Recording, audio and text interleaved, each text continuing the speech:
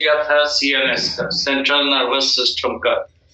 तो हम लोग उसमें बात कर रहे थे एम्ब्रियोनिक स्टेज में, एम्ब्रियोनिक एक्टोडर्म में mid dorsal side of the embryo, embryo के मिड डॉर्सल साइड, बीच में डॉर्सल साइड आगे से पीछे तक एक एरिया डिफरेंशिएट होता है जिसको कहते हैं न्यूरल प्लेट, और यही न्यूरल प्लेट इनवेजिनेट करता है तो बनाता है न्यूरल ग्रुप, और दोनों मार्जिन फोल्ड जब फ्यूज करता है तो इट बिकम्स न्यूरल ट्यूब। और न्यूरल ट्यूब का ही आगे वाला हिस्सा ब्रेन बनाता है, पीछे वाला हिस्सा स्पाइनल कॉर्ड। पूरा प्रोसेस कहलाता है न्यूरोलेशन। नीट में क्वेश्चन भी आया था कि neural tube is, an answer was ectodermal इन और एसिड। तो जब न्यूरल ट्यूब एक्टोडर्मल है तो पूरा का पूरा नर्वस सिस्टम सीएनएस एक्टोडर्मल, ये हम लोग डिस्कस कर चुके हैं। ब्रेन में अब न्यूरल ट्यूब का आगे वाला हिस्सा डायग्राम को देखिएगा तो फैल जाता है, डायलेट हो जाता है, उसको कहते हैं इंसेफेलॉन। और पीछे का हिस्सा थोड़ा नैरो है, it develops into a spinal cord. Encephalon term जो आता है वो ब्रेन के लिए, तो इंसेफेलॉन में दो कॉन्स्ट्रिक्शन डेवलप होगा। Two constrictions appear in the encephalon, dividing the encephalon into three lobes: prosencephalon, mesencephalon and rhombencephalon, यानी fore brain, mid brain and hind brain. तो ये तो हम लोगों ने डिस्कस किया। अब इसके बाद आज जो हम लोग पहले डिस्कस करेंगे वो होगा मेनिंजेस। हम लोग जानते हैं कि सीएनएस अगर ब्रेन है तो brain is present within the cranium, brain box. Brain box it is the part of the skull, उसी को क्रैनियम भी कहते हैं। तो क्रैनियम के अंदर सुरक्षित है ब्रेन, और ब्रेन के नीचे स्पाइनल कॉर्ड है, वो सुरक्षित है with in the neural canal of the vertebral column. अब अगर ब्रेन मौजूद है क्रैनियम में, ब्रेन बॉक्स में, जो बोनी स्ट्रक्चर बोन का बना हुआ है, या स्पाइनल कॉर्ड मौजूद है वर्टिब्रल कॉलम के अंदर कैनाल में, न्यूरल कैनाल में, वो भी बोन का है, तो अगर डायरेक्ट फ्रिक्शन होगा नर्वस टिश्यू का with the outer cover that is bone, तो नर्वस टिश्यू डैमेज होगा, यानी ब्रेन का टिश्यू और स्पाइनल कॉर्ड का टिश्यू डैमेज होगा। तो उसको प्रोटेक्ट करने के लिए सीएनएस ब्रेन के बाहर या स्पाइनल कॉर्ड के बाहर कुछ लेयर्स होते हैं which are called meninges. Meninges are the layers or covers of the CNS. Brain को भी कवर करता है, स्पाइनल कॉर्ड को भी कवर करता है। तो इसी meninges को अभी हम लोग देख रहे हैं। तो यहाँ पे जैसे ये पार्ट है, मान लीजिए ये है बोन। अगर ये CNS, this one is CNS, अगर ये CNS ब्रेन है, अगर ये इसको ब्रेन मान लें सीएनएस को, तो आउटर कवर इज क्रैनियम। ये जो बोन लिखा है बोन हो जाएगा क्रैनियम, और सीएनएस है ब्रेन। तो फिर इस ब्रेन के बाहर एक कवर है, रेड कलर का बनाया है। This cover is called meninx primitiva. इस कवर को कहते हैं, जैसे ब्रेन है तो ब्रेन के बाहर कुछ कवर है, मेनिंजेस। स्पाइनल कॉर्ड के बाहर भी कवर है, मेनिंजेस। इन मेनिंजेस का काम है to protect the CNS from the outer bone. Nervous tissue चाहे ब्रेन का हो या स्पाइनल कॉर्ड का, वो तो सॉफ्ट है, अगर डायरेक्ट फ्रिक्शन होगा उसका आउटर बोन से तो डैमेज हो सकता है। तो उसको बचाने के लिए ब्रेन के बाहर भी कुछ कवर है और स्पाइनल कॉर्ड के बाहर भी सेम कवर है, और इन्हीं को कहते हैं मेनिंजेस। पहला मेनिंग्स जो डेवलप हुआ फिश में, उस मेनिंग्स का नाम था primitiva, meninx primitiva. This is the meninx primitiva. ये हम लोग फिश का देख रहे हैं। फिश का ये ब्रेन है, सीएनएस ये ब्रेन है, तो बाहर ये क्रैनियम है। This is the cranium, brain box. अब ब्रेन के चारों तरफ ये रेड कलर का ये लेयर है, इसका नाम है मेनिंग्स प्रिमिटिवा। ये इस ब्रेन को सुरक्षित करता है। अगर स्पाइनल कॉर्ड मान ले, सीएनएस को स्पाइनल कॉर्ड मान ले,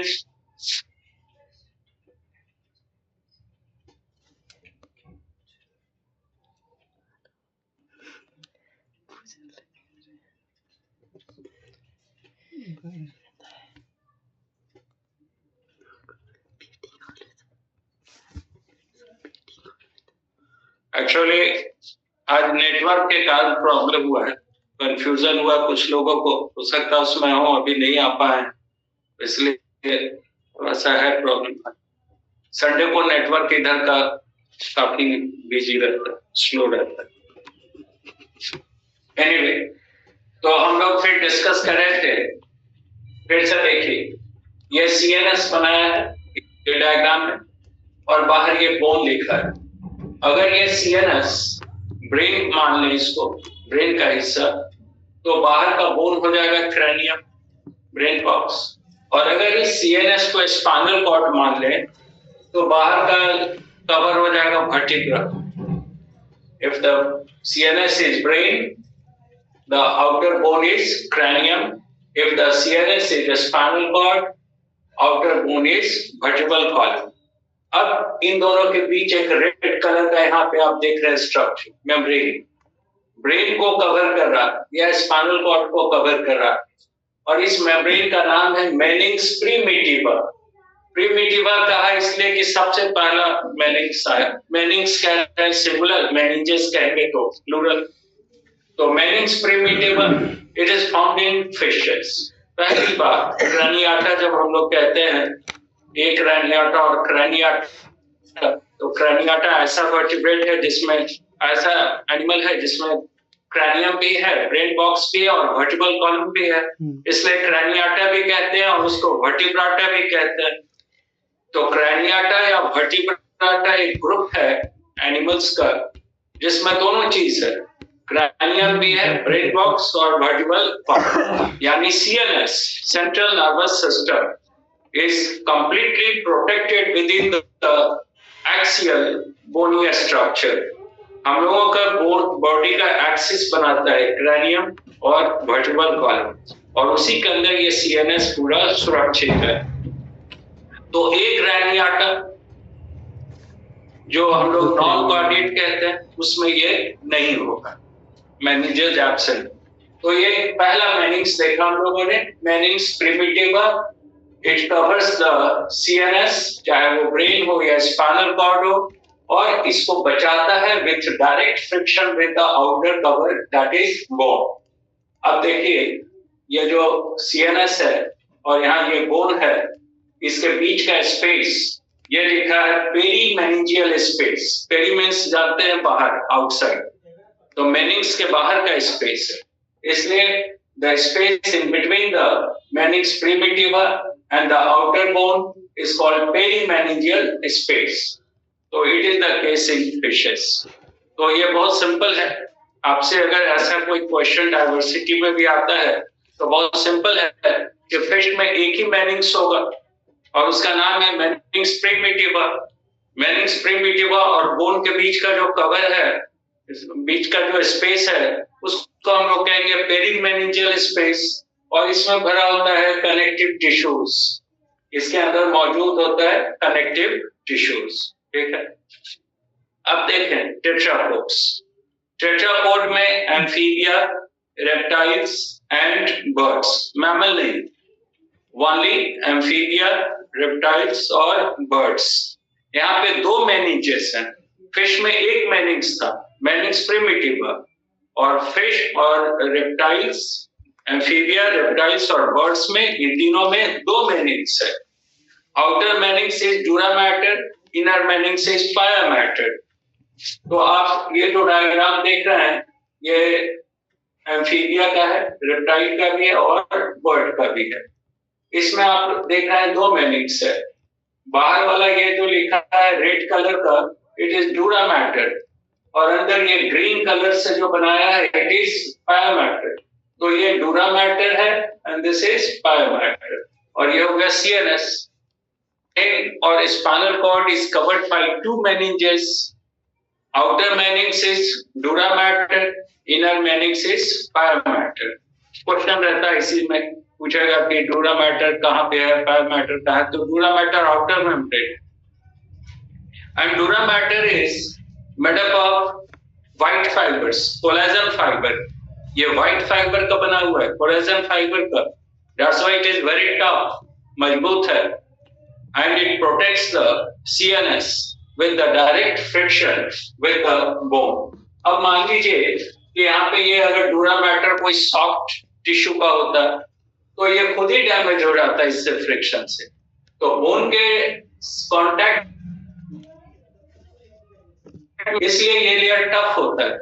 और टफ तभी होगा जब व्हाइट फाइबर या कोलेजन फाइबर होगा. तो it is made up of collagen fibre, it is outer and tough layer.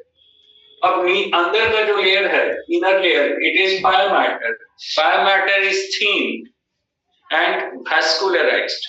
Dura mater is thick, fibrous and tough. thick है, fibrous, collagen fiber, white fiber का बना है और tough है. Pia mater is thin and vascularized, यानी इसके अंदर blood supply.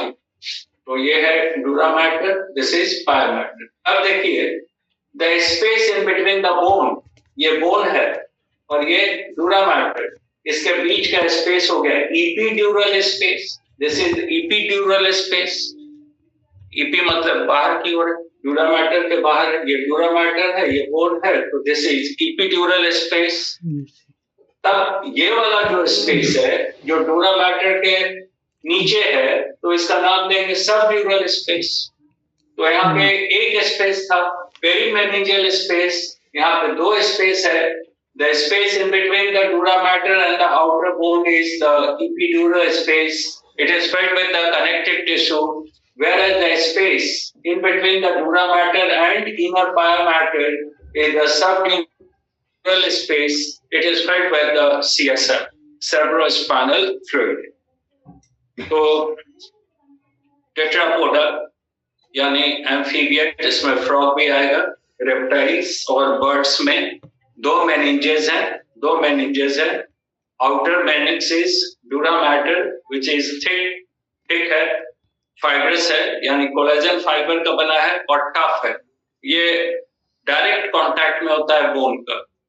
जबकि इनर मेम्ब्रेन ये पाया मैटर है, थीन है और वैस्कुलराइज्ड है. तो डूरा मैटर और बाहर वाला बोन के बीच का स्पेस हो गया इपीड्यूरल स्पेस. इसके अंदर कनेक्टिव टिश्यूज है. और डूरा मैटर के नीचे वाला स्पेस ये हो गया subdural space. It is filled with CSF, cerebrospinal fluid.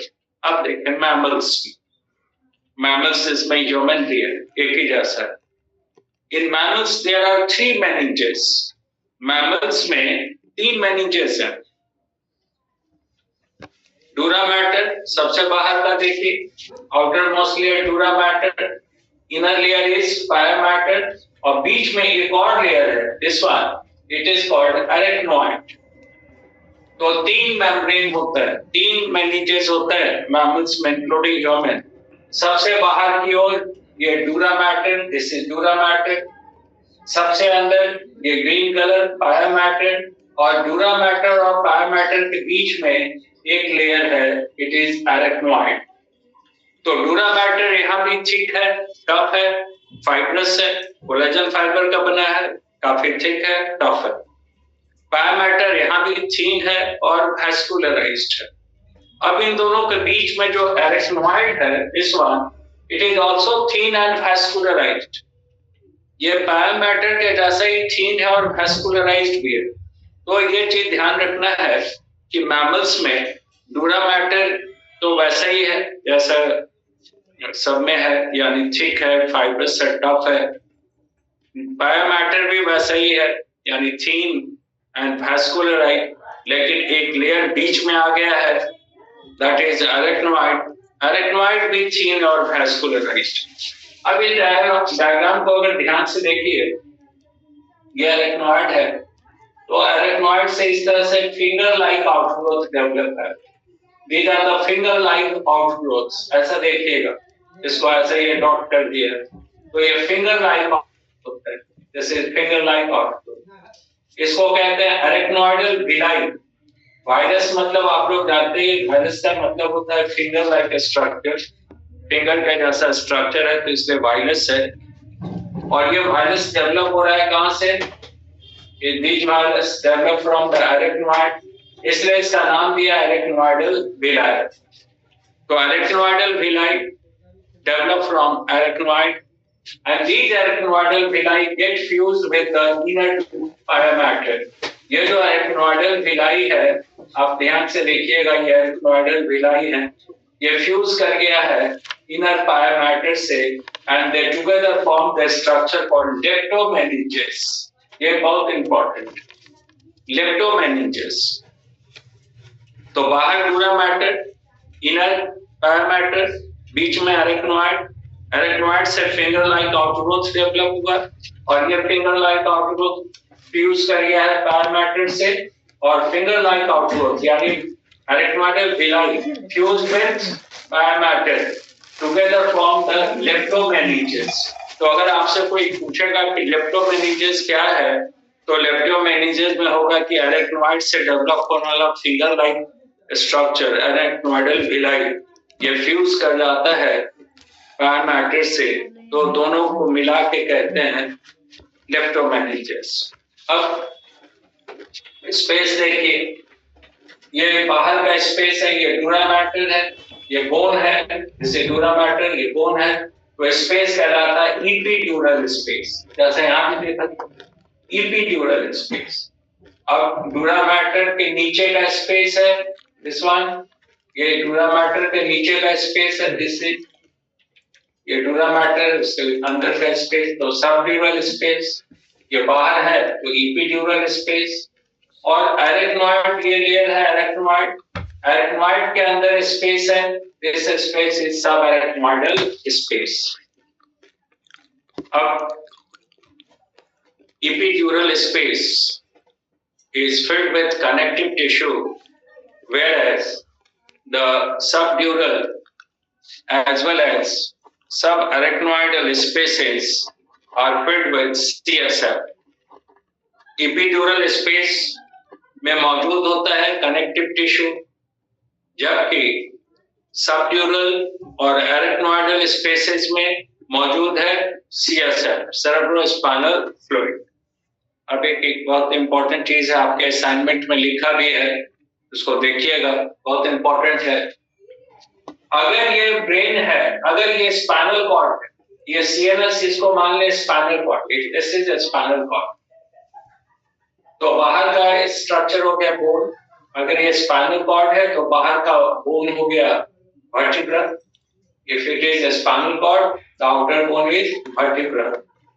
तो स्पाइनल कॉर्ड वाले हिस्से में epidural space is present।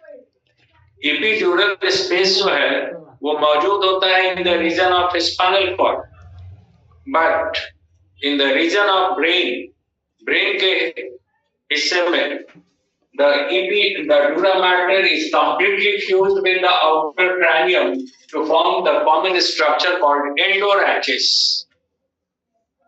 बहुत इंपॉर्टेंट चीज है ये जो epidural space है, यानी space in between the dura mater and the outer bone is present in the region of spinal cord। Spinal cord वाले हिस्से में epidural space है और उसमें भरा है कनेक्टिव टिश्यू। लेकिन अगर ब्रेन की बात करेंगे तो वहां पे डूरा मैटर ब्रेन के क्रैनियम के बोन से फ्यूज कर जाता है। क्रैनियम का जो बोन है उसके साथ ये फ्यूज कर जाता है डूरा मैटर, यानी हम लोगों का जब क्रैनियम या ब्रेन बॉक्स निकाला जाएगा तो उसके साथ चिपका होगा डूरा मैटर, दोनों के बीच में कोई स्पेस नहीं होता है। So when the dura mater is completely fused with the cranial bone, they together form the structure called endorachis। तो endorachis what use पूछेगा तो it is found only in the region of mammalian brain। Spinal cord में epidural space है, वहाँ fusion नहीं है। dura mater वहाँ vertebra के बोन से फ्यूज नहीं है, वहाँ उसके अंदर CS कनेक्टिव टिश्यू है, लेकिन ब्रेन वाले हिस्से में इट इज फ्यूज्ड, तो एंडोरैचिस कहलाता है। तो दो टर्म आपको इसमें मिल रहा है ब्रेन में, मैमल या ह्यूमन में, इसके मेनिंजेस से रिलेटेड। एक तो लेप्टोमेनिंजेस, लेप्टोमेनिंजेस पूछेगा तो arachnoidal villi fused with the pia mater, तो दोनों मिलकर बनाता है लेप्टोमेनिंजेस। एंडोरैचिस पूछेगा तो outer dura mater fused with the cranial bone, outer dura mater cranial bone से पूरा फ्यूज कर गया तो स्ट्रक्चर होगा एंडोरैचिस। तो ये दो चीज है। अब ये जो मेनिंजेस हम लोग देख रहे हैं, तो फिर से देख लीजिए, single meninx, it is called meninx primitiva, is found in fishes, whereas there are two meninges, outer dura mater and inner pia mater in amphibia, reptiles and birds, whereas in mammals including humans there are three meninges, outer dura mater, inner pia mater and the middle arachnoid. Dura mater is tough, thick, fibrous, whereas the dura pia mater and the arachnoid are thin and vascularized. अब यहाँ पे बताया था arachnoid से finger like structure develop हो रहा है, अरेक्नोइडल villi, they fuse with the inner pia mater and they together form leptomeninges. अब स्पेस, ये जो epidural space है, it is absent in the region of brain but present in the region of spinal cord, filled with connective tissue. ये subdural space है, filled with CSF, और ये सब arachnoidal space, it is also filled with CSF। तो ये तो हम लोगों ने मेनिंजेस डिस्कस कर लिया। तो मेनिंजेस का काम होता है प्रोटेक्शन का, लेकिन अगर मेनिंजेस में कोई प्रॉब्लम आ जाए, कोई इन्फेक्शन हो जाए, इसी तरह का कोई भी इन्फेक्शन हो जाए, इन्फ्लामेशन हो जाए, तो कंडीशन कहलाता है मेनिंजाइटिस। आइटिस वर्ड ऐसे भी लगा देते हैं तो इसका मतलब होता है नॉर्मैलिटी। तो मेनिंजाइटिस वर्ड अगर यूज करेंगे तो इट इज द इन्फेक्शन और इन्फ्लामेशन इन मेनिंजेस। अब उसका कोई भी कारण हो सकता है, it may be due to any viral infection और ड्यू टू एनी, कुछ भी हो सकता है। तो उसमें उससे हम लोग को नहीं मतलब है, लेकिन अगर कोई प्रॉब्लम आ गया तो इट इज कॉल्ड मेनिंजाइटिस। तो ये डिस्कस करेंगे। अब देखिए, हम लोगों के ब्रेन के अंदर स्पेस है, जैसे कहा था कि brain is made up of neural canal. Neural canal का बना है, तो देख सकते हैं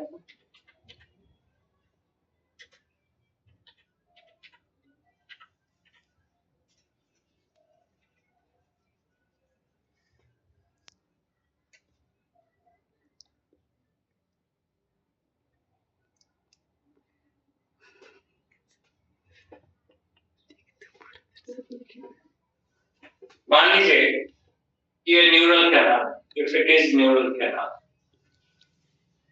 तो न्यूरल कैनाल है तो इसके अंदर कैविटी है, स्पेस है।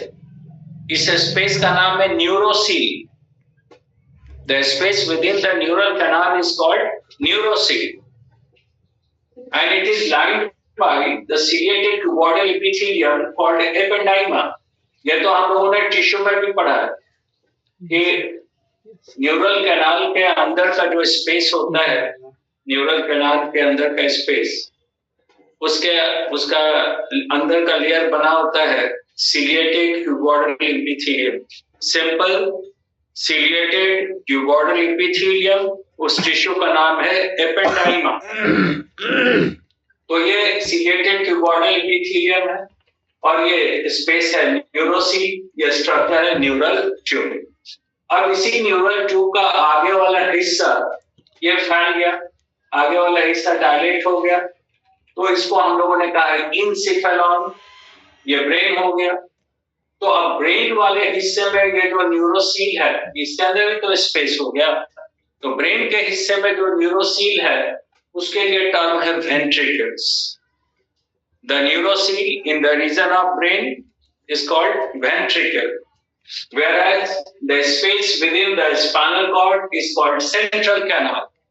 तो यही न्यूरोसिल ब्रेन वाले हिस्से में, ब्रेन के अंदर, इसका नाम हो जाएगा वेंट्रिकल, और यही न्यूरोसिल स्पाइनल कॉर्ड के अंदर है तो उसका नाम है सेंट्रल कैनाल।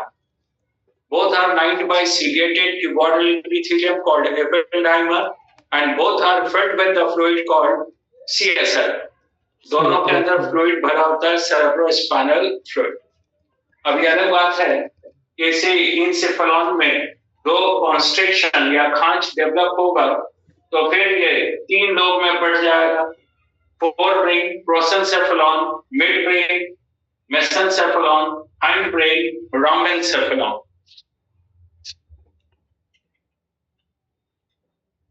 तो ये तो हम लोगों ने देखा। अब इसके अंदर जो वेंट्रिकल है, ये जो वेंट्रिकल है वो कैसे वो देख सकते। देखिए यहाँ पे एक डायग्राम बनाया है, ये डायग्राम है, ये देखिए, इसको रीजन आप समझ सकते हैं कैसे। ऐसे ये हो गया ऑल्फैक्टरी लोब, एक राइट साइड और एक लेफ्ट। ऑल्फैक्टरी लोब के बाद ये हो गया cerebrum, this part is cerebrum. Cerebrum के बाद है मिड ब्रेन, मिड ब्रेन, उसके बाद ये हिस्सा है हाइंड ब्रेन। तो brain is bilaterally symmetrical, brain को तो बीचों बीच डिवाइड कर सकते हैं, तो ये राइट साइड और लेफ्ट साइड। तो अब यहाँ देखेंगे ये जो राइट साइड है ब्रेन का, दिस वन राइट साइड, इसमें एक लैटरल कैनाल है,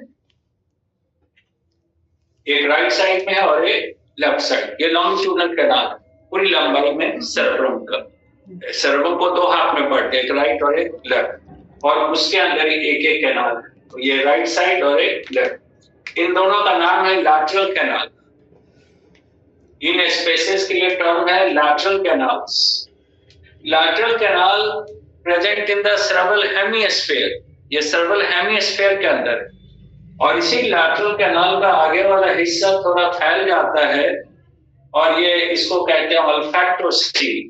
तो olfactocoel is present within the olfactory lobe.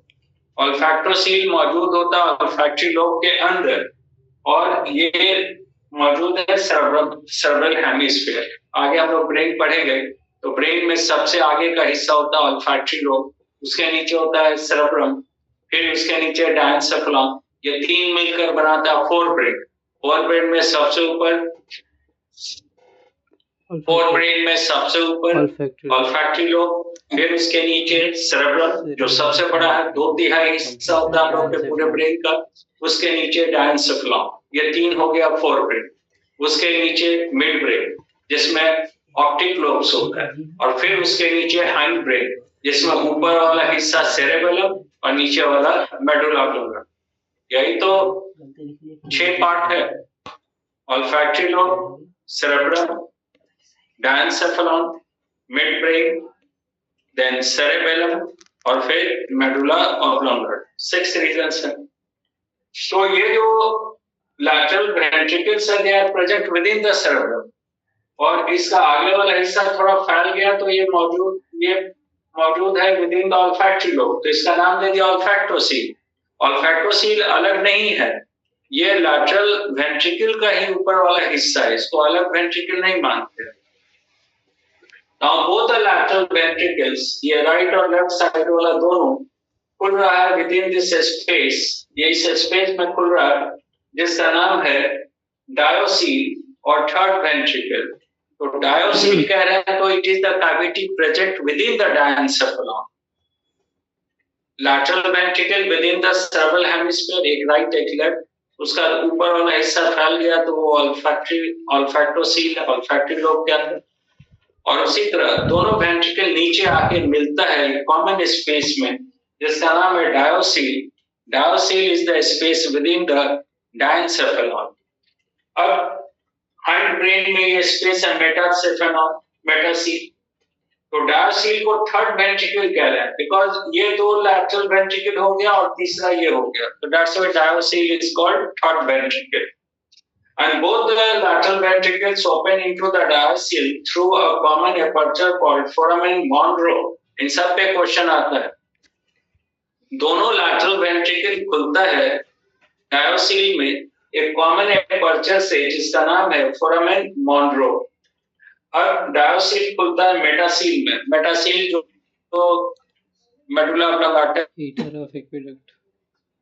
Medulla oblongata last part है ब्रेन का, उसके अंदर स्पेस को कहते हैं मेटासील। तो डायोसील ये है डायंसेफ्लॉन, ये मेटासील, और इन दोनों को जोड़ने वाला एक नैरो स्पेस है, इट इज कॉल्ड ईटर और एक्विडक्ट ऑफ सिल्वियस।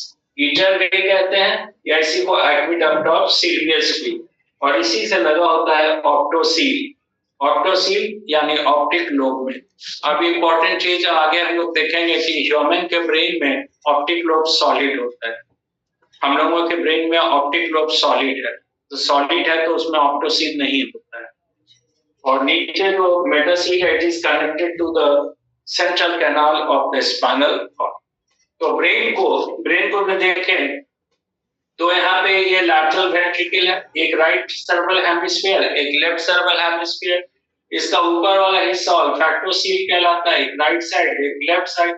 ऑल्फैक्टोसील मौजूद है with in the olfactory lobe, lateral ventricle मौजूद है विद इन द सर्वल हेमिस्फीयर।